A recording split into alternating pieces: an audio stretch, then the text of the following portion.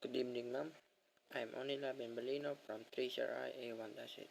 My presentation is Hair Evidence and Fiber Evidence. Lesson objectives. Explain the significance of hair evidence.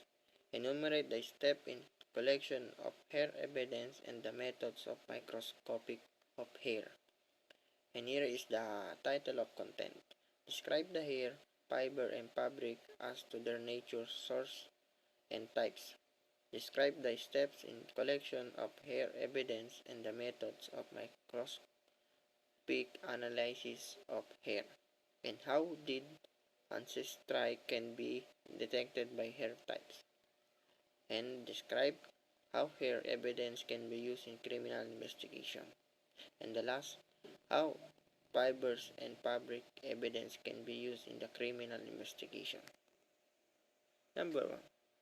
The hair, fabric, and fabric as to their nature, source of types.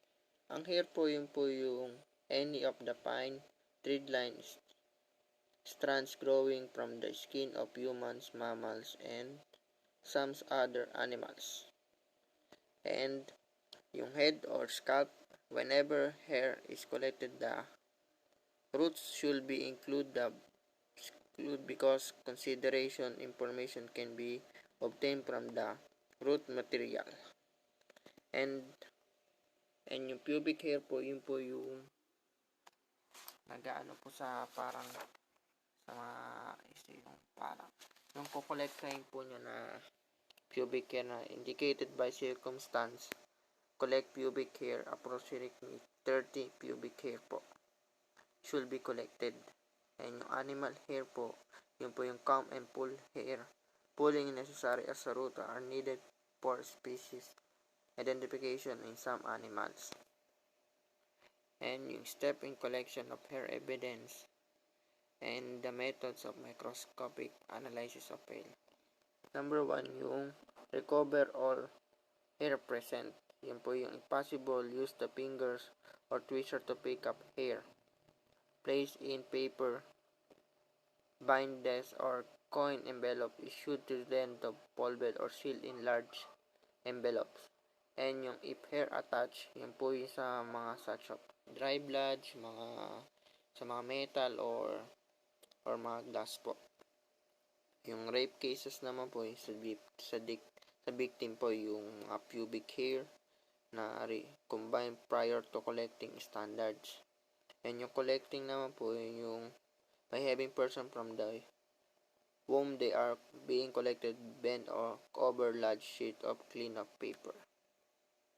And how evidence can be used in criminal investigation. Yung region po yung sa hair po ng biktima po na kinokollect po ng isang chemist po. And yung identified owner na siyang mag-ano sa suspect. And yung to serve as a solid evidence, yan po yung magpapatibay na evidence sa court. And masosolve po siya sa criminal case na isang araw lang na victim. And yung how fibers and fabric evidence can be used in criminal investigation. Yun po yung trace the suspect na makikita po kunyari sa mga CCTV po, mga ganon. Para po matrace po isang suspect. Tapos po, makikita po natin yung ebidensya po, yung mga kung paano po siya ma-determine ng physical. And ipapakita po sa korte po kung paano po siya yung evidence na sabi po dito to serve as solid evidence. And pagka nakita na po yun po yung ayun na po ang magsosolve sa criminal cases ng victim. At yun lamang po at maraming salamat.